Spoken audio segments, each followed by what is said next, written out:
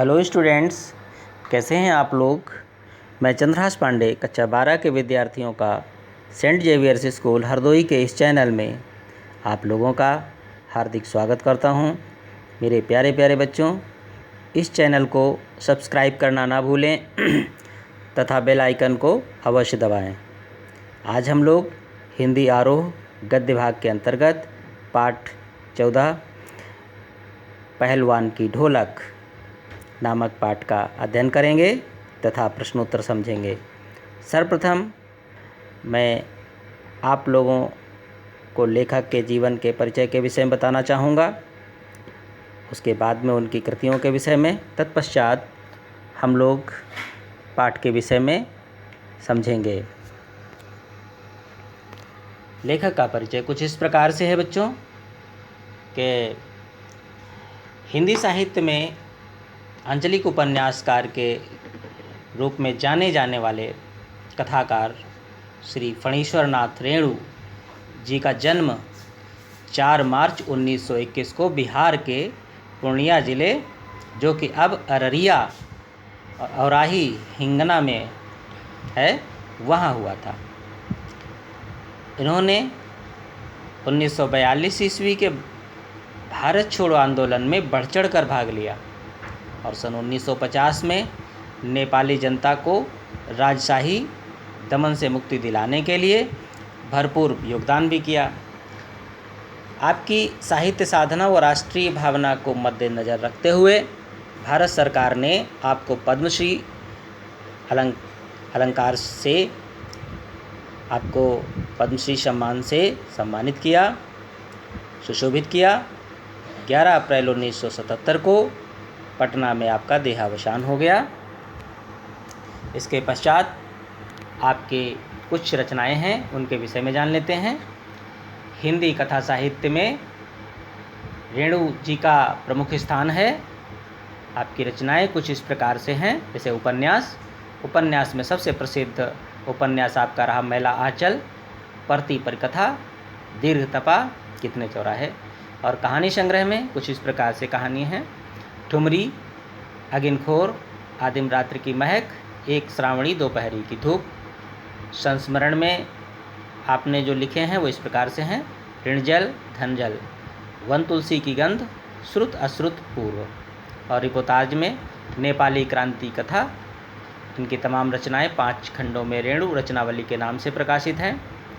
और आपकी कुछ साहित्यिक विशेषताएं इस प्रकार से हैं। हिंदी साहित्य में फणीश्वर नाथ रेणु आंचलिक साहित्यकार के रूप में प्रसिद्ध रहे और आपने जो है कि राजनैतिक व सामाजिक आंदोलनों में भी सक्रिय रूप से भाग लिया। आपकी ये भागीदारी एक और देश के निर्माण में सक्रिय रही, तो दूसरी ओर रचनात्मक साहित्य को नया तेवर देने में भी सहायक रही। अब चलते हैं बच्चों पाठ के विषय में। तो जो ये पाठ है हम लोगों का पहलवान की ढोलक, इसके विषय में सर्वप्रथम हम लोग जान लेते हैं कि एक लुट्टन पहलवान होता है जिसने अपनी ढोलक को अपना गुरु माना था और वह बहुत आर्थिक तंगी से गुजरा था। जब उसकी 9 साल की उम्र थी तभी उसके माता पिता का देहावसान भी हो गया था और उसके बाद में उसका विवाह भी हो गया। उसकी सास ने उसे पाला पोसा, बड़ा किया। ये तो रही संक्षिप्त जानकारी। पाठ की शुरुआत कुछ इस प्रकार से होती है कि सर्दी का मौसम था, गांव में मलेरिया व हैजे का प्रकोप छाया हुआ था। अमावस्या की ठंडी रात में निस्तब्धता थी, बिल्कुल सुनसान। आकाश के तारे ही प्रकाश के स्रोत थे, अर्थात आकाश में तारों के अलावा कोई प्रकाश का स्रोत नहीं था। कभी कभी सियारों व उल्लुओं की डरावनी आवाज़ से वातावरण की निस्तब्धता कभी कभी भंग हो जाती थी। कभी कभी जो है कि उल्लू बोल देते थे, सियार बोल देते थे, इनकी आवाज़ आ जाती थी। कभी किसी झोपड़ी से कराहने व कै करने की आवाज़ तथा कभी कभी बच्चों के रोने की आवाज़ आ जाती थी, क्योंकि लोग बीमार थे, बच्चे बीमार थे, उन्हें उल्टियाँ हो रही थी, तो वो कभी कभी रोने लगते थे और कराहने लगते थे। जाड़े का समय था, कुत्ते जाड़े के कारण राख के ढेर पर पड़े रहते थे। सायं व रात्रि को सब मिलकर रोते थे। इस सारे माहौल में पहलवान की ढोलक संध्या से प्रातः काल तक एक ही गति में बजती रहती थी। ये आवाज़ गांव वालों के लिए एक मरते हुए गांव वालों के लिए एक संजीवनी का कार्य कर रही थी और एक प्रेरणा स्रोत बनी हुई थी। तो अब जो मैंने पहले शुरुआत में संक्षेप में लुट्टन पहलवान के बारे में बताया था, अब हम लोग विस्तार रूप से उसके विषय में अध्ययन करेंगे। गांव में लुट्टन पहलवान प्रसिद्ध था। 9 वर्ष की आयु में वह अनाथ हो गया। ये तो मैं पहले बता चुका हूँ कि उसके माता पिता मर गए थे, उसकी शादी हो चुकी थी, उसकी विधवा सास ने उसे पाला। वो गाय चराता, ताज़ा दूध पीता तथा कसरत करता, और वो दूध भी ऐसा पीता था कि जैसे गाय से दुहा हुआ तुरंत का दूध, कच्चा ही दूध पी लेता था। गांव के लोग इस प्रकार के ताज़े दूध को पीने में अपने आप को हष्ट पुष्ट रखते हैं और ऐसा उनका विश्वास भी है, समझते भी हैं। तो गांव के लोग जो थे उसकी सास को बहुत परेशान करते थे। ये बात उसे अच्छी नहीं लगती थी। उसने गांव वालों से बदला लेने के लिए एक युक्ति सोची, और हष्ट पुष्ट तो वो था ही। उसने कहा क्यों न पहलवानी की जाए। वो सामान्य कुश्तियाँ लड़ने लगा और एक पहलवान बन गया। किशोरावस्था में ही पहलवान बन गया। एक बार क्या हुआ कि लुट्टन पहलवान श्यामनगर मेला में दंगल देखने गया। दंगल उसे कहते हैं बच्चों जहाँ पर पहलवान लोग कुश्ती लड़ते हैं, है ना। हर ज़िले या ज़िले स्तर पर या कस्बों में मेला होता है, मेले का आयोजन होता है, वहाँ पर दंगल का भी आयोजन किया जाता है। तो आप लोगों ने देखा होगा कि पहलवान लोग आते हैं, कुश्ती लड़ते हैं। तो एक आजकल अभी कुछ वर्ष पहले एक मूवी भी आई थी, सुल्तान नाम की मूवी, आप लोगों ने देखी होगी। तो और फिर दंगल भी आई। तो इसी प्रकार से आप लोगों को इस पाठ में कुछ जानकारी तरोताज़ा हो जाती है। पहलवानों की कुश्ती व दांव पेच देखकर उसने क्या किया कि शेर के बच्चे को चुनौती दे डाली। शेर का बच्चा कौन था? शेर के बच्चे का असली नाम था चांद सिंह। वो पहलवान बादल सिंह का शिष्य था। 3 दिन में उसने पंजाबी व पठान पहलवानों को हरा दिया था। वह अपनी श्रेष्ठता सिद्ध करने के लिए बीच बीच में दहाड़ता फिरता था और श्यामनगर के दंगल व शिकार प्रिय वृद्ध राजा साहब उसे दरबार में रखने की सोच रहे थे। लुट्टन ने शेर के बच्चे को चुनौती दे डाली। अब जो दर्शक लोग थे वो कहने लगे कि पागल हो गया क्या है, इतना प्रसिद्ध पहलवान, उससे ये लुट्टन लड़ने चला। चांद सिंह बाज की तरह लुट्टन तोड़ पड़ा, परंतु वो सफाई से आक्रमण को संभालकर उठ खड़ा हुआ। राजा ने लुट्टन को समझाया और कुश्ती से हटने को कहा। राजा ने मना किया, तुम कुश्ती न लड़ो, तुम हार जाओगे और तुम्हें चोट भी लग जाएगी। किंतु लुट्टन ने लड़ने की इजाज़त मांगी। मैनेजर से लेकर सिपाहियों तक ने उसे समझाया, परंतु लुट्टन ने कहा नहीं माना और कहा कि आप मुझे इजाज़त दीजिए, नहीं तो मैं पत्थर पर अपना माथा पटक पटक कर मर जाऊंगा। भीड़ में अधीरता थी। पंजाबी पहलवान लुट्टन पर गालियों की बौछार कर रहे थे, उटपटांग बक रहे थे। ये लड़ने चला है, ये हार जाएगा, अभी इसकी हड्डी पसली एक हो जाएंगी। दर्शक उसे लड़ने की अनुमति देना चाहते थे, क्योंकि दर्शक तो कुश्ती देखना चाहते थे। विवश होकर राजा साहब ने इजाज़त दे दी।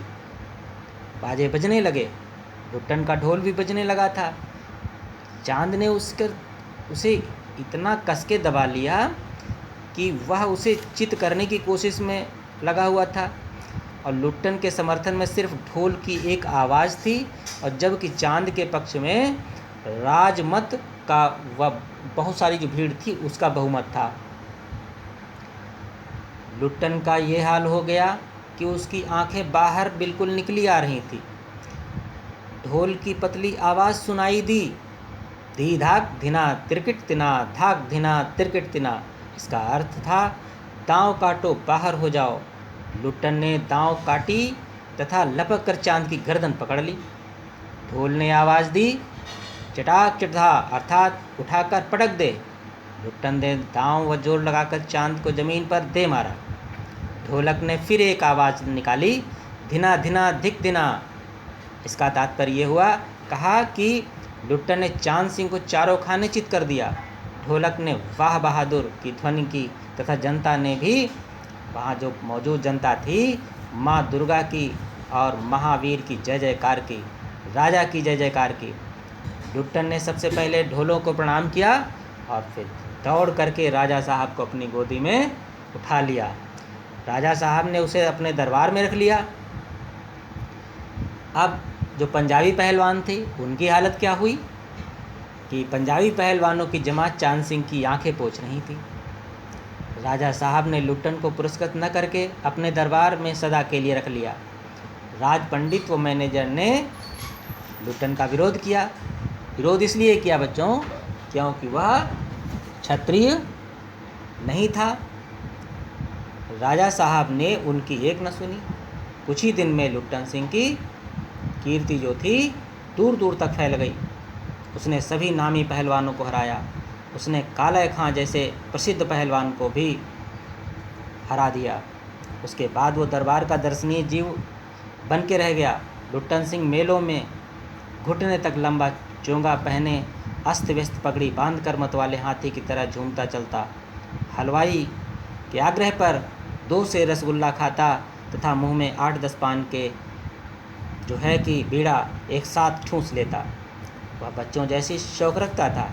दंगल में उसे कोई लड़ने की हिम्मत नहीं करता, और कोई करता तो उसे राजा साहब इजाज़त नहीं देते थे, क्योंकि जानते थे कि अभी लुट्टन जो है कि इनको परास्त कर देगा और हंसी फालतू में होगी। तो इस प्रकार से धीरे धीरे 15 वर्ष व्यतीत हो गए। उसके 2 पुत्र हुए। उसकी सास पहले ही मर चुकी थी और पत्नी भी 2 पहलवान पैदा करके स्वर्ग सिधार गई। दोनों लड़के पहलवान बन गए। दोनों का भरण पोषण अब राजा साहब के दरबार से ही हो रहा था। अब पहलवान हर रोज़ सुबह उनसे अपने तरीके से कसरत करवाता। दिन में उन्हें सांसारिक ज्ञान भी देता। वो उनसे कहता कि तुम्हारा गुरु कौन है? ये ढोल है और कोई नहीं। अचानक राजा साहब भी स्वर्ग सिधार गए। अब नए राजकुमार जो थे वो विलायत में रह रहे थे। वहाँ से आकर के अब राजकाज उन्होंने अपने हाथों में ले लिया। उसने पहलवानों की, जितने भी पहलवान थे उनके राज दरबार में सबकी छुट्टी कर दी। लुट्टन ढोलक कंधे से लटका कर अपने पुत्रों के साथ गांव लौट गया। गांव वालों ने उसकी झोपड़ी बना दी। गांव के नौजवानों व चरवाहों की कुश्ती वो सिखाने लगा। अब खाने पीने का खर्चा जितना था वो गांव वाले ही वहन करने लगे। गरीबी के कारण धीरे धीरे किसानों मज़दूरों के बच्चे अब जो पहलवानी का स्कूल था उसमें आने बंद हो गए। अब बेचारा लुट्टन क्या करे? अब वो अपने लड़कों को ही ढोल बजाकर कुश्ती सिखाता रहा।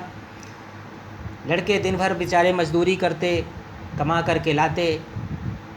एक बार क्या हुआ, गांव पर अचानक संकट आ गया बच्चों, और संकट वो भी ऐसा कि जिसमें सब लोग मरने लगे। महामारी फैल गई।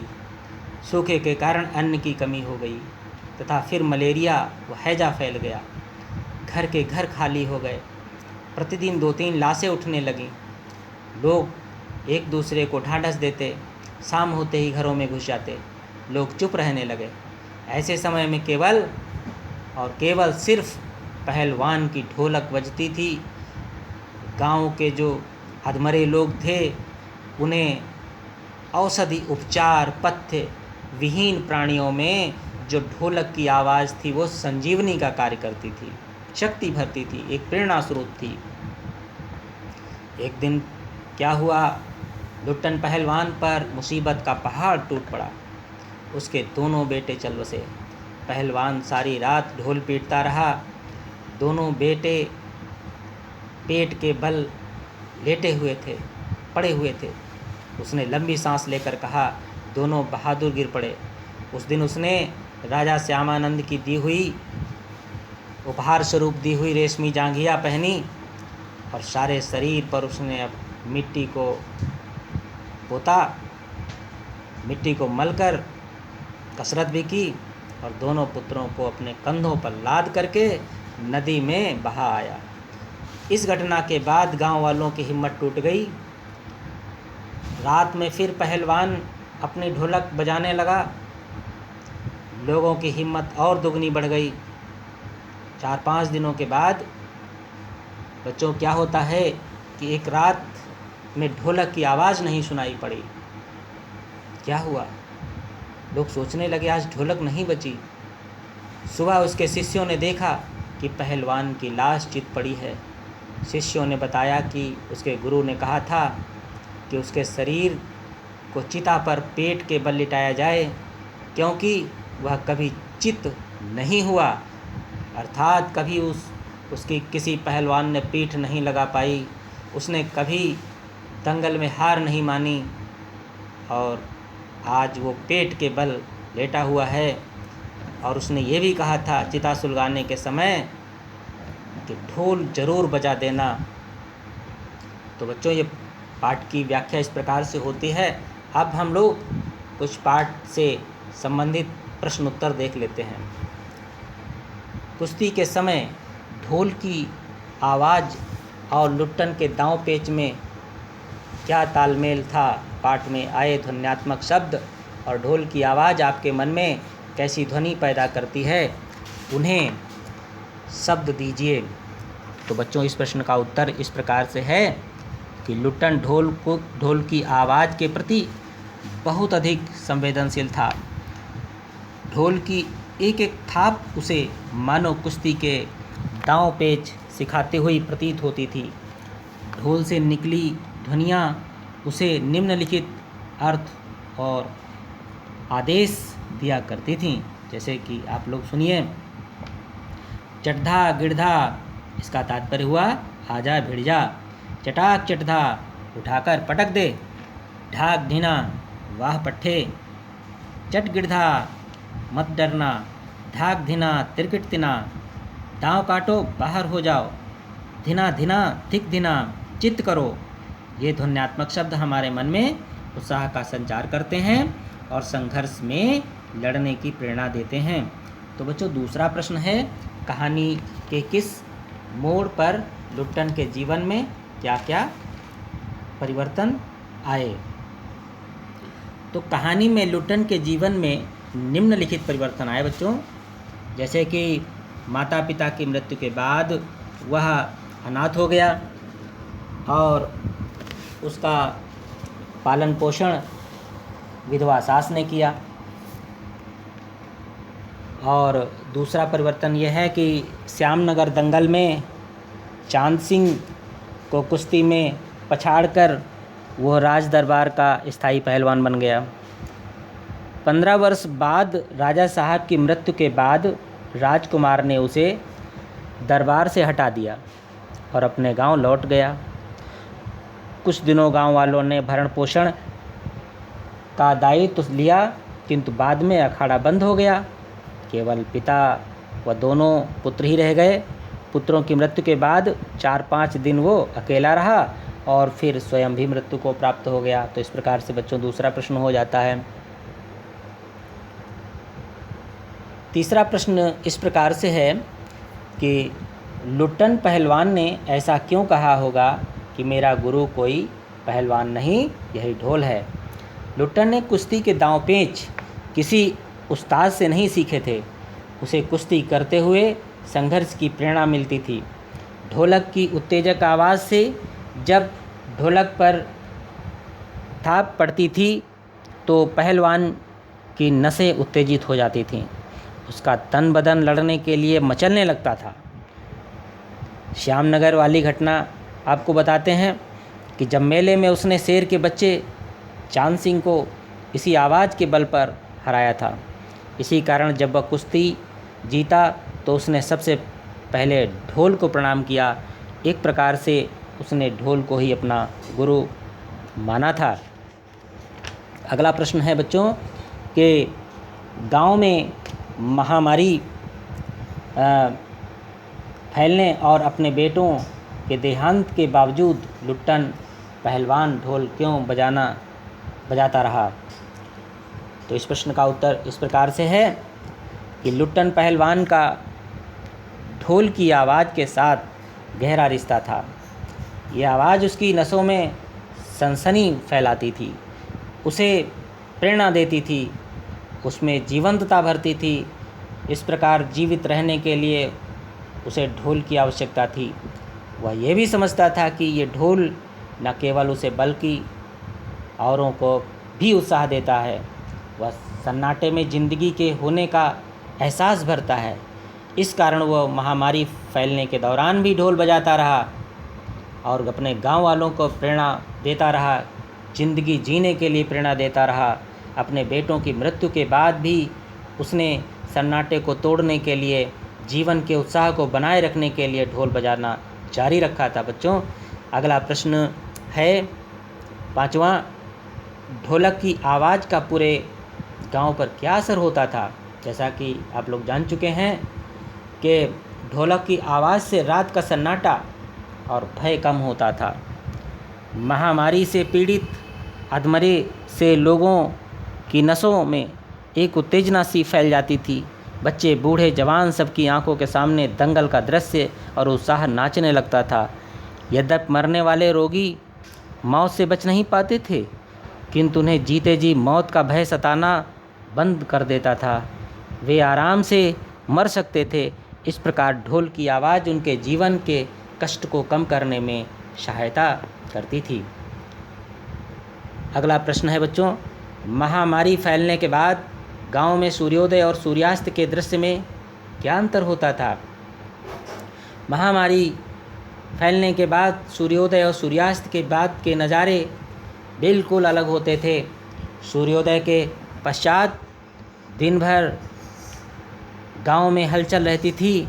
चाहे बीमार लोग हाहाकार करते, रोते थे, किंतु फिर भी उनके चेहरों पर एक चमक रहती थी। वे सुबह होते ही खांसते कराहते स्वजनों के साथ के पास आकर उन्हें सांत्वना दिया करते थे। इस प्रकार उनका जीवन उत्साह में बना रहता था। जबकि सूर्यास्त के पश्चात सब लोग अपनी अपनी झोपड़ियों में घुस जाते थे, तब वे बिल्कुल शांति से चुपचाप लेट जाते थे, मानो उनकी बोलने की शक्ति कुंद हो जाती थी। यहाँ तक कि माताएं अपने दम तोड़ते पुत्र को बेटा भी नहीं कह पाती थीं। तो इस प्रकार से बच्चों प्रश्न उत्तर हो जाते हैं। धन्यवाद।